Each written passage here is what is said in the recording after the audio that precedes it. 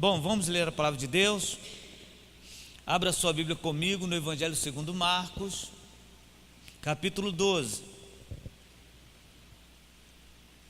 Eu não sei se você já leu essa parábola, ou se você já leu esse texto. Pergunta assim porque não é uma parábola muito comum de ser ouvida. Não é uma parábola assim muito comum em ser tema de pregações. Talvez você já tenha até lido a Bíblia toda, mas não tenha atentado para essa parábola de Jesus. Você achou? Evangelho de Marcos, capítulo 12. Diz assim a palavra do nosso Senhor. Depois entrou Jesus a falar-lhes por parábola. Um homem plantou uma vinha, cercou-a de uma sebe, ou cercou, dependendo da versão da sua Bíblia, construiu um lagar, edificou uma torre, arrendou-a a uns lavradores e ausentou-se do país. No tempo da colheita, enviou um servo aos lavradores para que recebesse deles dos frutos da vinha. Eles, porém, o agarraram, espancaram e o despacharam vazio. De novo, lhes enviou outro servo, e eles os esbordoaram na cabeça e o insultaram. Ainda outro lhes mandou, e a este mataram. Muitos outros lhe enviou, dos quais espancaram uns e mataram outros. Restava-lhe ainda seu filho amado. A este lhes enviou, por fim, dizendo: respeitarão a meu filho. Mas os tais lavradores disseram entre si: este é o herdeiro. Ora, vamos, matemo-lo, e a herança será nossa. E agarrando-o, mataram-no e o atiraram para fora da vinha. Que fará, pois, o dono da vinha? Virá, exterminará aqueles lavradores e passará a vinha a outros. Ainda não leste a Escritura? A pedra que os construtores rejeitaram, essa veio a ser a principal pedra angular. Isto procede do Senhor e é maravilhosa aos nossos olhos.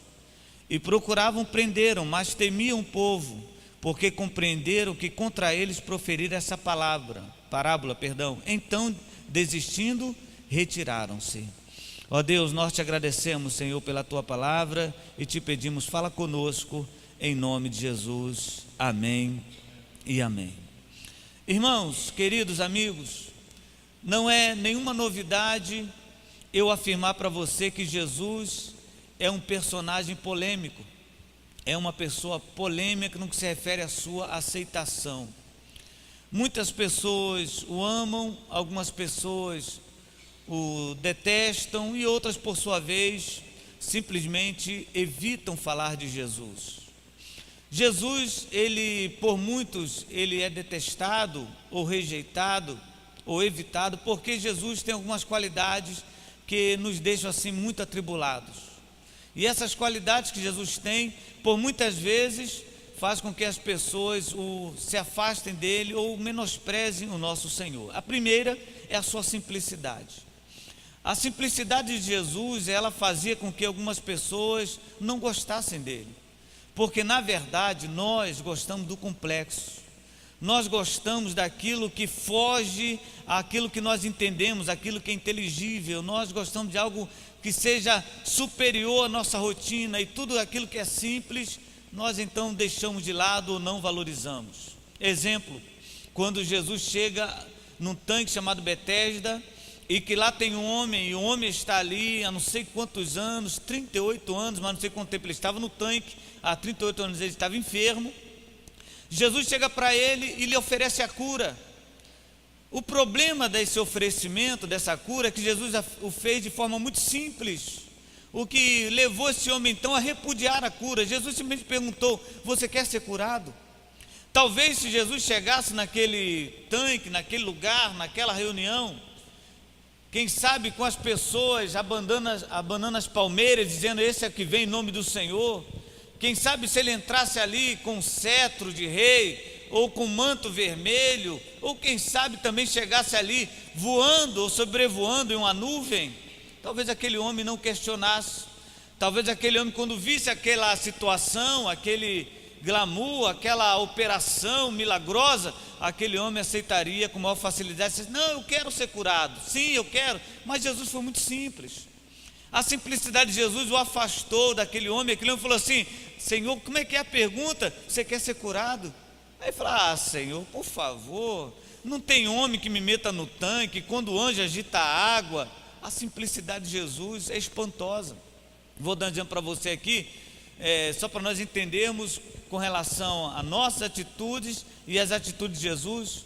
Quantos aqui já foram na ordenação pastoral? Quantos já foram na ordenação de um pastor? Já foi? Não é bonito? Não é lindo?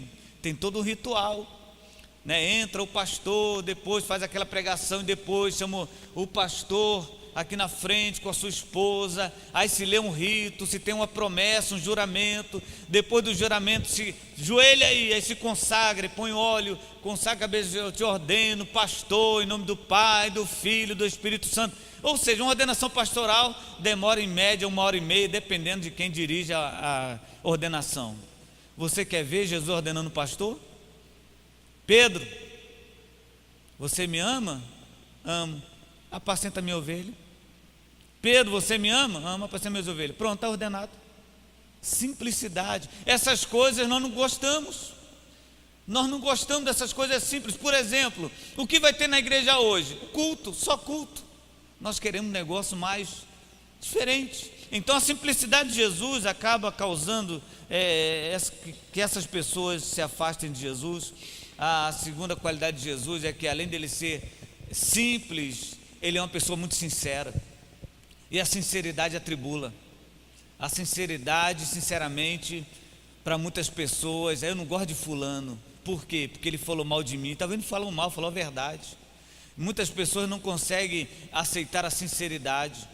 Muitas pessoas preferem uma tapa no ombro, preferem um abraço quente, um abraço apertado, mesmo sabendo que depois a pessoa está falando mal dela, está criticando. Eu me recordo agora de um pastor em sua pregação dizendo que falou para sua esposa assim: vamos agora falar mal dos outros? Porque certamente está todo mundo falando mal da gente também, vamos falar um pouquinho também mal? Aí eu fiquei pensando, meu Deus, é claro que ele falou brincando, mas é uma verdade, né? Mas Jesus era sempre sincero. Imagina vocês falando com Jesus, chegando para Jesus falando assim: imagina, como é que está minha roupa? Aí Jesus fala para você assim: está feia demais. Como assim? Eu já falei aqui, né, na igreja que essa é uma pergunta muito difícil de ser respondida para a esposa, né? Porque ela vai trocar de roupa, não tem jeito. Quando é pergunta para você, não tem jeito, ela vai trocar. E se você chegar para a esposa e falar assim: tá bonita, porque você me ama. Tá feio, seu grosso, né? Então não tem jeito, vai ser trocada a roupa. A sinceridade incomoda. Você chegar para uma pessoa e falar assim: você não pode fazer isso. Jesus sempre foi sincero em suas palavras, sempre. E eu me reporto agora a uma palavra quando ele chega para um moço rico que fala para ele: Senhor, me deixa segui-lo. E Jesus fala assim: você me seguir por quê? Por que eu devo permitir só você? Ah, Senhor, eu conheço todos os mandamentos, eu obedeço desde a minha meninice, desde a minha juventude. Aí Jesus fala assim: então faz o seguinte, pega os seus bens, vende tudo aos pobres e me segue. Aquilo foi uma palavra sincera, porque Jesus sabia que o coração daquele menino estava voltado às riquezas. E o que aquele moço fez? Foi embora. Jesus em certas ocasiões falou assim: olha, vocês precisam se converter. Chegou para os seus discípulos e falou assim: vocês querem ir embora também? Misericórdia. A sinceridade tribula. E sabe outra qualidade de Jesus que também nos deixa assim meio magoado com ele? É a sua autoridade. Tudo que Jesus fala acontece, tudo. Alguém já falou para você assim: eu não te disse? Alguém já falou isso para você? Isso não dói? Misericórdia. Quando você fala assim, acontece muito quando vai se comprar alguma coisa para casa, né? Por favor, me perdoe mais uma vez usar a família como exemplo. Vai comprar alguma coisa para casa, vai comprar uma casa, vai comprar um carro, vai comprar alguma coisa. Aí um dos cônjuges não concorda. Não, não é a hora, não é a hora. Não, é assim e tal e tal. Nem sempre um carro, mas às vezes comprar um computador. Não, eu preciso de um computador, isso aqui é para o meu trabalho, eu preciso. Um videogame. Aí não há aquela concordância, aí quando dá um problema, não consegue pagar a prestação. Aquele que não concordou fala: você não te disse? Isso mata. Isso é pior do que pegar o que foi comprado e jogar no lixo. Não é não, porque você nota, meu Deus do céu, a autoridade de Jesus era muito mais do que isso. Quando ele falava, acontecia, as pessoas ficavam atribuladas. E essa parábola aqui, ele usa essas três qualidades, por isso fez essa introdução tão, como é que eu posso falar, quase que enfadonha para você, para nós falarmos sobre esta parábola. Veja só, o evangelista Marcos, ele usa esta parábola, não sei se na versão da Bíblia que você usa, está no plural. Em algumas versões, acredito que na corrigida e também na NVI, está escrito assim: Jesus começou a falar-lhes por parábolas, está no plural, sendo que Marcos detém somente em uma. E nesta parábola simples, você concorda comigo? Essa parábola é tão simples que ao ler, você já identifica de quem Jesus está falando e para quem ele está falando. É muito simples. Ele demonstra aqui a sua simplicidade, ele demonstra aqui também a sua sinceridade em falar para as pessoas que iriam matá-lo, e ao mesmo tempo também ele demonstra a sua autoridade. E a parábola consiste em dois aspectos somente. Primeiro, ele fala o seguinte, que um homem rico, que um homem que tinha certa condição, plantou uma vinha, fez uma propriedade, cercou essa propriedade, cercou essa vinha, colocou ali uma torre para que houvesse também uma vigilância sobre essa vinha, e chamou alguns lavradores, falou assim: agora você vai cuidar. De quem você lembra quando você começa a introdução aqui? Sinceramente, alguém lembra de alguém? Algum personagem bíblico, por favor? Ah, pastor, lembrando do meu vizinho, né? Não é bíblico.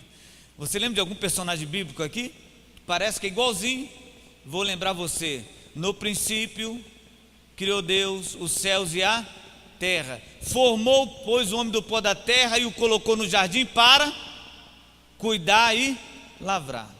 Parece que Jesus pega a mesma expressão, o mesmo texto e coloca aqui, falando sobre a criação de Deus, aquilo que Deus fez e deu ao homem para cuidar. Na realidade, ele começa a nos ensinar que o princípio de tudo foi Deus confiar no homem. Deus confiou, Deus confia no homem. Pastor, como Deus pode confiar no homem se ele sabe todas as coisas e sabe muito bem que o homem ia falhar? Essa pergunta eu fiz quando eu era ainda bem jovem e numa escola dominical era ensinado sobre a criação, e eu falei para o professor que ensinava: eu tenho uma pergunta para lhe fazer. E ele, claro, prontamente se prontificou a responder. E eu falei assim: Deus sabe todas as coisas? Professor, sabe.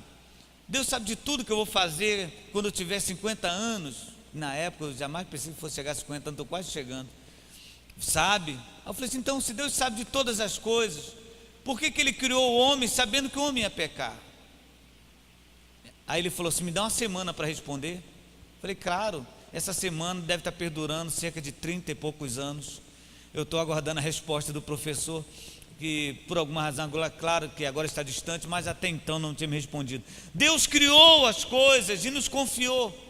O problema aqui da parábola não foi saber que Deus fez isso, foi Jesus informar que o homem que Deus deu somente para cuidar daquilo que pertence a ele, achou que deveria tomar posse daquilo que Deus criou.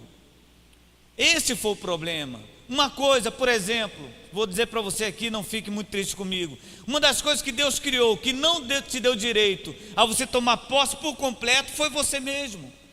Como assim, pastor? Deus criou você com uma finalidade, Deus me criou com uma finalidade, mas nós começamos a usar expressões tais como: eu sou dono do meu nariz, eu sei o que eu tenho que fazer, e acreditamos que nossa vida pertence a nós e não pertence. Nós estamos nos apropriando daquilo que pertence a Deus. O seu corpo é templo do Espírito Santo, a sua vida é templo do Espírito Santo. Deus fez você para louvor do Espírito Santo, e você está acreditando que você pode fazer o que bem quer com o seu corpo e não pode. E isso é apropriação indébita ou indevida. Ele fala assim: olha, esses homens pegaram, tomaram conta daquilo que Deus criou. E você vê hoje, irmãos, atrocidades que pessoas fazem com o seu próprio corpo, pessoas que se mutilam, pessoas que se lançam no vício, pessoas que fazem com que o corpo seja simplesmente um objeto sexual, de depravação moral, pessoas que pegam aquilo que é templo do Espírito Santo e lançam na mentira, na bebedice, na briga. Não sabe você que o seu corpo é templo do Espírito Santo. Deus criou você com um propósito. Você não pode fazer como esses homens aqui, tomar posse e falar, não, eu pertenço a mim. Ficou estranha essa frase, né? Mas eu acho que dá para se aplicar. Eu pertenço a mim mesmo. Queridos, e ele fala o seguinte, que por causa dessa apropriação indébita ou indevida, Jesus manda profetas.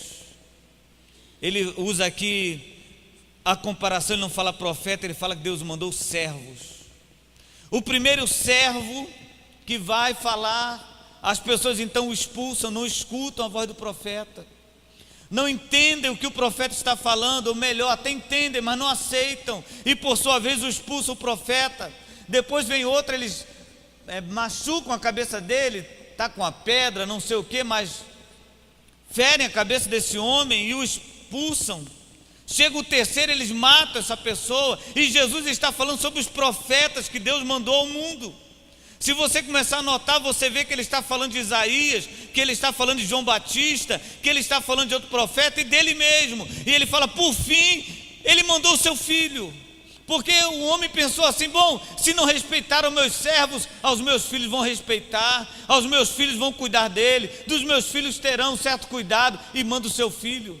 E para surpresa do dono daquela propriedade, ao invés de abraçar o filho, ao invés de cuidar do filho, ou de respeitar o filho, fizeram pior com ele. Falaram, não, se nós o matarmos, essa herança será nossa, e matam o seu filho. Aí você já sabe muito bem de quem Jesus está falando. Por isso disse para você da sua simplicidade. Então, queridos, a pergunta que veio ao meu coração é a seguinte: quantas vezes Deus usou pessoas para falar comigo? Quantas vezes Deus usou pessoas para falar com você? E você, a exemplo da minha vida, também o expulsou, também o maltratou, também disse que essa pessoa não estava falando nada com nada, que não tinha razão em falar, e nós simplesmente maltratamos essas pessoas. Bom, se você não fica satisfeito em falar em pessoas, eu me refiro à pessoa de Jesus agora, que veio a este mundo, que deu a sua vida por mim e por você, e mesmo assim nós temos condições de o rejeitar. Uma das coisas que me entristeceu muito, eu confesso para você, foi aquela inauguração do templo lá em São Paulo, o Templo de Salomão. Aquilo me deixou um dia assim, muito triste, porque para mim aquilo foi rejeitar a obra de Cristo na cruz do Calvário. Foi dizer para Jesus assim, Jesus, tudo que você fez não vale mais a pena, nós precisamos de um templo, nós precisamos de uma arca, o que você fez não é suficiente. Para mim, irmãos, a condição daquele tempo foi matar Jesus de novo, foi crucificar Jesus de novo. E alguns anos atrás, um certo pregador falou um negócio que ele me deixou assim muito preocupado. Ele disse num congresso jovem o seguinte, que todas as vezes quando pecamos, nós colocamos Jesus na cruz mais uma vez. Todas as vezes quando você peca, quando nós erramos, é como se nós estivéssemos pregando a mão de Jesus mais uma vez, é como se nós estivéssemos colocando na cabeça dele aquela coroa mais uma vez, por causa do pecado que nós costumamos sempre estar fazendo. O filho veio, e ao invés de abraçarmos esse filho, ao invés de cuidarmos dele, nós o matamos. E o matamos todos os dias, e o entristecemos todos os dias. E Deus falou assim, não, eu vou mandar meu filho, porque o meu filho, vão amar o meu filho, vão gostar do meu filho. E pelo contrário, nós entristecemos, nós falamos mal, nós não queremos ser fiéis, nós menosprezamos a Cristo, viemos à igreja como se fosse uma obrigação, um ritual. Nós temos que vir aqui por amar a Cristo, por entender a Cristo, por aceitar a Cristo e saber que Ele está em nosso meio nesse lugar. Jesus está aqui, mas muitas pessoas ainda o estão matando. E a outra verdade aqui do texto, ou outro ensinamento aqui desse texto, eu não sei se você notou, é que a violência usada para expulsar os mensageiros do dono da propriedade, ou expulsar as pessoas que foram lá pegar o fruto daquela terra, foram aumentando gradativamente. Você notou? O primeiro expulsaram, o segundo já espancaram, o terceiro mataram, os outros mataram, e quando chegou o filho também o mataram e o jogaram fora, para que ninguém encontrasse. A violência ainda foi muito maior. Se você notar, irmãos, a rejeição a Deus no nosso Brasil e no nosso mundo, na nossa terra, ela está avançando de forma gradativa. Eu não sei se você tem reparado como a nossa sociedade tem tentado nos colocar contra Deus, como Deus está sendo motivo agora de perseguição, como Deus agora está sendo motivo e razão para divisão, para briga, escárnio. Em dado momento, alguns anos atrás, uma certa novela zombou do trabalho da ceia, fazendo uma ceia lá, levou um cantor evangélico, zombando, escarnecendo da obra de Deus, do trabalho de Deus. E nós às vezes estamos achando bonito, estamos achando interessante. Depois fizeram outro evento lá, onde também zombava da igreja, e nós estamos lá assistindo. Essa agressão a Deus está aumentando cada dia mais, essa agressão à moralidade está aumentando a cada dia mais, essa agressão à santidade a cada dia mais aumenta. Não, você não tem que fazer isso, Deus está na cruz, Deus morreu, acabou esse negócio de Deus, eu não quero saber de Deus. E nós estamos sendo levados a cada dia mais a sermos mais e mais afastados do nosso Senhor. Queridos, a Bíblia fala o seguinte, que nós devemos procurar a Deus, que nós devemos buscar a Deus enquanto ainda se pode achar, porque virão dias em que você não vai poder mais achar a Deus, vai virar dia em que Jesus não vai estar mais acessível a você como está hoje. E o que você vai fazer? A sociedade, ela tem tentado nos afastar de Deus com as suas agressividades. Aí lá no versículo 10, Jesus faz uma promessa que aí demonstra a sua terceira qualidade, não sei se você lembra qual é, que é a sua autoridade no que falava. Ele fala assim, olha, a pedra que os construtores rejeitaram, falando dele, veio a ser a principal pedra angular. Ele começa a falar sobre ele mesmo, e lá no versículo 9, ele fala assim, olha, o que fará pois o dono da vinha? O que fará o proprietário? E ele mesmo responde, isso não é uma pergunta, Jesus não está aqui dando para você sugestão, ele está afirmando, e essa afirmação é muito dolorosa, mas muito séria, e ele fala assim, sabe o que ele vai fazer? Ele virá, vai exterminar os lavradores e passará sua vinha para outros. No ano 70 depois de Cristo, o imperador Tito entrou em Jerusalém, destruiu o templo e acabou com todo aquele centro de adoração, e passou para outro Deus aquele lugar de adoração, passou para outro Senhor aquele lugar de adoração, e os judeus foram totalmente rejeitados, expulsos, repelidos. Mas cumpriu-se o que Jesus falou, e cumpriu-se também o que o próprio evangelista João disse, veio para o que era seus, mas os seus não o receberam, mas a todos quanto receberam, deu-lhes o poder de serem feitos filhos de Deus. Ou seja, aqueles que eram seus não receberam, então Deus os exterminou e deu a sua propriedade, a sua herança para outras pessoas. Por isso estamos aqui nessa noite. Não somos judeus, não nascemos no Oriente, mas pela graça de Jesus fomos alcançados pelo poder salvador do nosso Senhor. E ele, na sua sinceridade, também na sua autoridade, ele fala um negócio assim que me deixa muito atribulado. Ele fala que Deus, o dono da vinha, exterminará. Só que a pergunta que ele faz é a seguinte: o que fará, pois, o dono da vinha? O que de fato Deus fará com o Brasil? O que Deus fará com a sua vida? Será que você anda corretamente com Deus? Será que você é fiel a Deus? Ou será que você brinca com Deus? A Bíblia fala o seguinte: assim como foi nos dias de Noé, casavam-se, davam-se em casamento, assim será também na volta do Senhor. Assim como Deus destruiu Sodoma e Gomorra, Deus não deixará o Brasil impune. Deus não deixará aquele infiel impune. Não se iluda, não se equivoque, dizer, não, Deus não está vendo. Deus está vendo. O que fará o dono da vinha? O que fará o Senhor, dono de todas as coisas? O que fará o Senhor, que tem poder para resolver, que tem poder para curar, mas também tem poder para matar? O que fará o Senhor, que tem poder para dar vida, mas também tem poder para tirar a vida? E eu quero dizer para você, meu irmão, a mesma caneta que assina, que nomeia, é a mesma caneta que exonera. O mesmo Deus que salva é o mesmo Deus que condena. Não se iluda.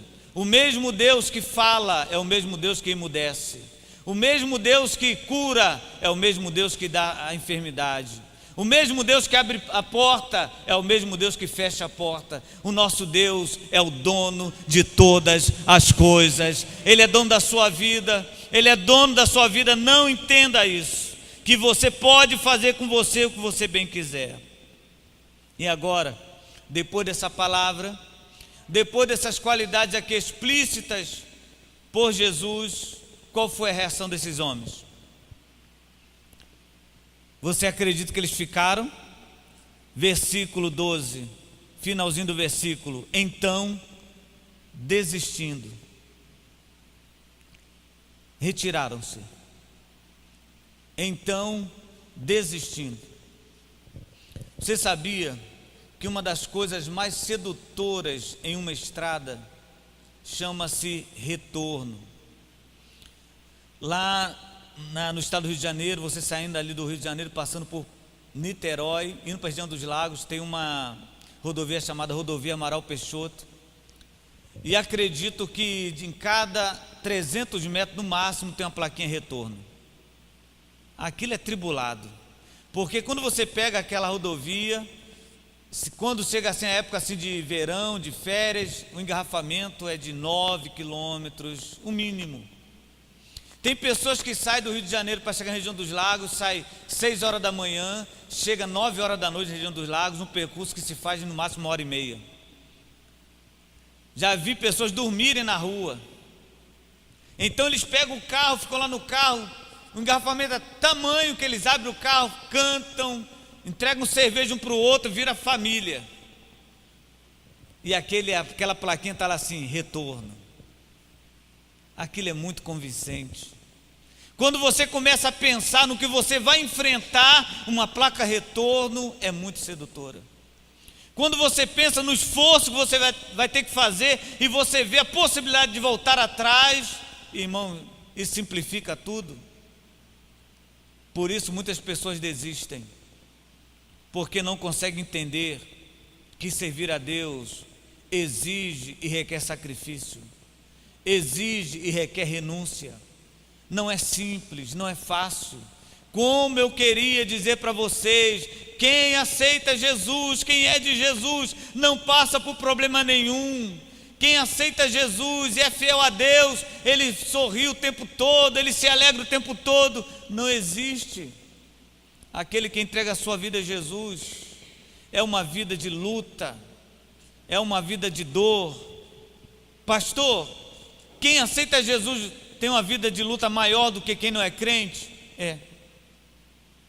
Porque quem não é crente só luta contra si mesmo. Agora quem é crente luta contra si e contra o diabo. Então a nossa luta é muito maior. Todos os dias o diabo quer nos atribular. Todos os dias. Eu me recordo quando, chegando na igreja, tínhamos uma reunião lá de obreiros, auxiliares, líder transgênico, que é todo mundo junto. Eu então chegava cedo, como sempre o fiz, e fui para a secretaria da igreja preparar a ata, que é uma reunião organizada, assim, tem ata, tem tudo, né? Ler a ata da reunião anterior. Bom, disse para lá, eu estava lá organizando, e tinha tempo suficiente, então dobrei meu joelho ali naquele gabinete, naquela secretaria, e fiz uma oração a Deus. Eu era muito jovem, uma oração até, confesso para você, que muito ingênua. Eu pedi a Deus: Senhor, eu quero ser usado nas tuas mãos. Eu quero, Senhor, que vidas aceitem a Ti como Salvador. Me ajuda, Senhor, me dá autoridade. Falei um monte de coisa, chorei. E eu confesso para você que senti Deus falando comigo: eu vou te usar. E eu levantei feliz. Falei: agora está tudo certo. Tivemos a reunião, tivemos o culto, e eu fui para casa dormir. É claro, eu durmo, sabia disso? Está decepcionado não, né? Ah, tá, eu durmo. Já falei para você, né, que o menino perguntou para mim: pastor, o que o senhor faz 3 horas de manhã? Durmo. Ele ficou chocado com isso, ele pensou que eu fosse falar que estava orando. Mas eu fui dormir, e quando estou lá virando de um lado para o outro na minha cama tentando dormir, a porta do meu quarto se abre, e entra um personagem baixo, todo escurinho, com a camisa preto e branco, por isso que eu não gosto do Botafogo nem do Vasco. Entrou aquele personagem, eu fiquei assim olhando, falei, meu Deus, o que é isso? Eu estava vendo, não estava sonhando, eu vi. Falei, que mistério é esse? Ele veio em minha direção e ele pegou meu braço assim, começou a arranhar meu braço. Falei, meu Deus, o que é isso, gente? O que é isso? Eu não conseguia falar e de repente eu notei quando meu corpo, meu espírito não estava no corpo, porque eu vi meu corpo deitado na cama e eu estava voando, aqueles negócios me puxando e me levaram para um lugar. E chegando naquele lugar, parecia assim do chão, assim, saia várias entidades, falou um monte de coisa, e na hora ali Deus me dava autoridade. Você sabe que eu sou fraco, né? Meu problema é que eu sou frouxo demais, mas naquele dia ali Deus me deu autoridade. E eu falei assim, quem é o chefe daqui? Eu quero resolver isso, quem é o chefe? Olha só. E apareceu um espírito na forma de uma mulher alta, e ela veio para mim e falou assim, eu sou a líder. Eu falei, o que está acontecendo? O que está vendo aí? E aquela mulher falou assim, eu vi a sua oração. Você não falou que quer salvar almas para Jesus, né? O teu Jesus, não é isso?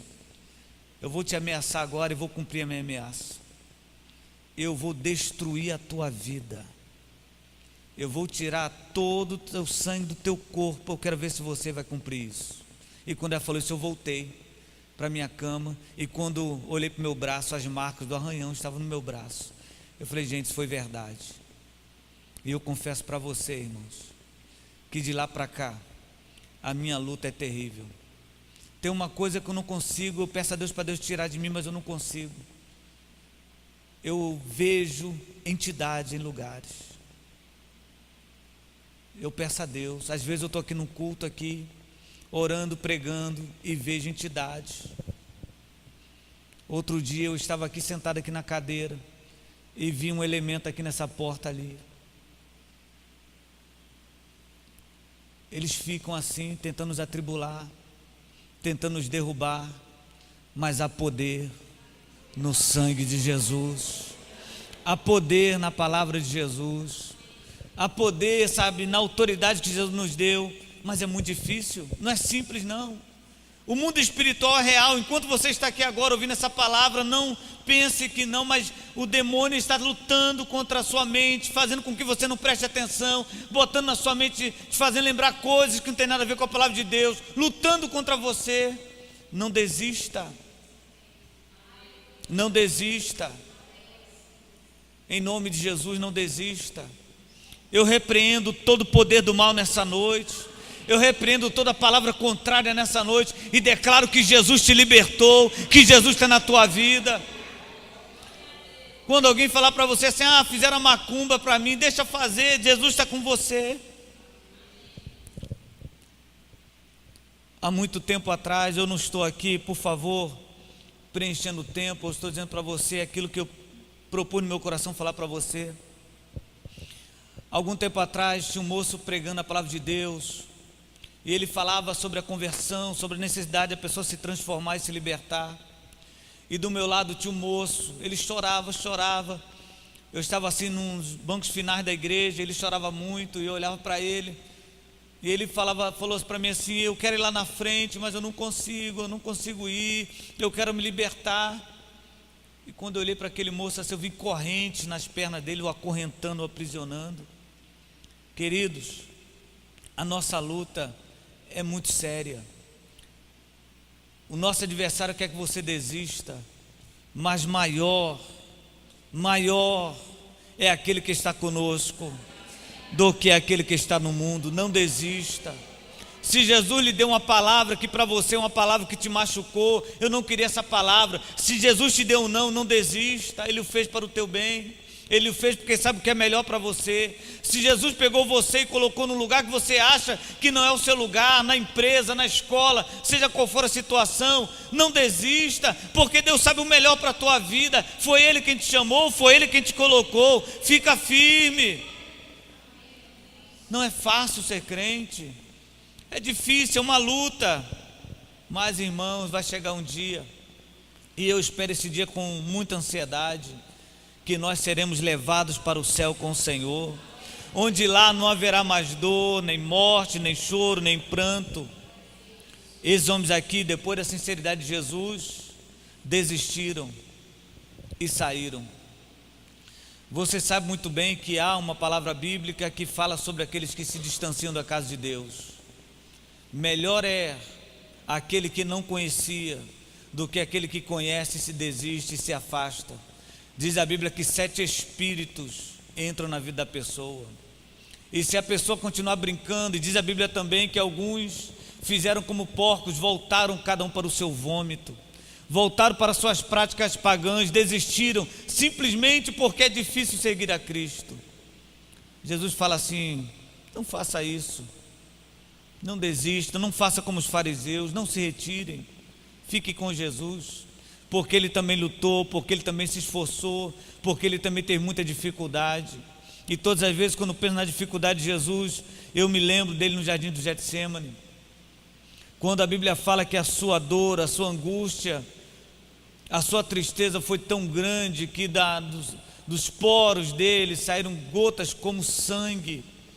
A ciência comprova isso e diz que isso é possível se a pessoa tiver em tamanha angústia. Os poros então exalam sangue por causa da angústia que está no coração. Jesus estava em pleno sofrimento, Jesus estava triste, estava solitário, a tal ponto de falar para os seus amigos discípulos: vocês não conseguem ficar comigo, vigiando comigo nem sequer um minuto. E então ele vai orar e fala: Deus, meu Pai, se possível, passa de mim esse cálice, eu não estou aguentando, eu não estou suportando. Mas depois ele fala assim: seja feita a tua vontade. Ele não desistiu e o fez isso por sua causa, por minha causa. Se ele não desistiu, por que você vai desistir? Se ele não desistiu, por que você vai voltar atrás? Fica firme, Deus é contigo. Esqueça essa palavra: ah, eu não estou conseguindo nada na igreja, Deus não está me abençoando, a minha vida não mudou. Mudou sim, Deus está te protegendo, Deus está te guardando, e no tempo certo a tua vitória virá, a tua bênção virá. Fica firme, Deus é com você. Louvado seja o Senhor. Mas finalizando aqui, a sinceridade do Senhor nos incomoda. Jesus quer salvar a tua vida, Jesus quer mudar a tua história. Deus não tem negócio com covardes. Deus não tem pacto com 2 tipos de pessoas. Deus não usa preguiçoso, Deus não usa covardes, e por último, Deus não usa ladrões. Deus usa até mula, menos ladrão. Então, se você é o covarde, Deus não vai te usar. Fica firme, fica firme. Levanta a tua cabeça e fala assim: eu não vou levantar bandeira branca nunca. Eu vou lutar, como diz a música, e vou vencer. Eu vou levantar e vou continuar. Eu vou perseverar até o fim, porque aquele que perseverar até o fim será salvo. Eu não vou desistir. Essa palavra nessa noite é para você. Não desista de caminhar com Cristo, porque Jesus vai te abençoar. Eu queria convidar você a ficar em pé comigo, por favor. Nós vamos orar ainda. Não estou liberando você assim também, tão cedo assim é demais. Mas eu quero orar por você. Eu quero orar por você que se sente fraco na fé. Aí tem que ter sinceridade, né? Você que se sente fraco, você que pensa em desistir, você que fala assim: ah, você que falou assim: hoje eu vou na igreja, mas vou só deixar, vou lá porque tem que ir, mas eu não sinto mais nada. A minha vontade é desistir. Voltando aqui à parábola, Deus fez você para Ele. O seu corpo pertence a Ele, a sua vida pertence a Ele. Não faça da sua vida aquilo que Deus não preparou ela para isso. Deus preparou você para ser uma pessoa feliz. Deus preparou você para ser uma pessoa salva. Agora, se você pensa em desistir, eu quero orar por você. Ah, pastor, estou fraco. Seja sincero, vem aqui, eu vou orar por você. Se sentir fraco, irmãos, não é sinônimo de um derrotado. Pelo contrário, vou usar a própria Bíblia, quando dissemos que estamos fracos, aí é que estamos fortes. Porque só o Espírito Santo nos convence que nós precisamos melhorar, só Ele. Só o Espírito Santo pode convencer você de que você está fraco. E quando Ele convence é porque Ele quer te animar, Ele quer te fortalecer. Quem sabe você falou assim: poxa, a minha fé parece estar sendo abalada. Ah, Senhor, a minha fé parece que não é mais a mesma. Eu quero, Senhor, mudar, eu quero ser renovado. Eu quero orar pela sua vida. Eu quero orar por você, para que Deus te fortaleça, para que o Senhor faça uma obra na tua vida. Se tem alguém, vem aqui, eu vou orar por você. Se você se sente fraco, se alguma coisa na sua vida te fez desanimar,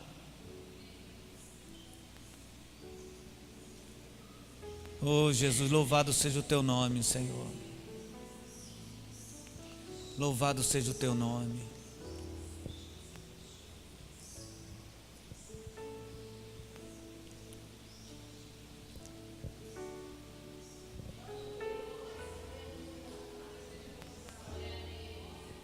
A Bíblia fala assim: aquele que confessa, aquele que deixa, alcança misericórdia. Diga ao fraco: eu sou forte. Tem mais alguém que quer receber oração, para que o Senhor venha fortalecer a sua vida?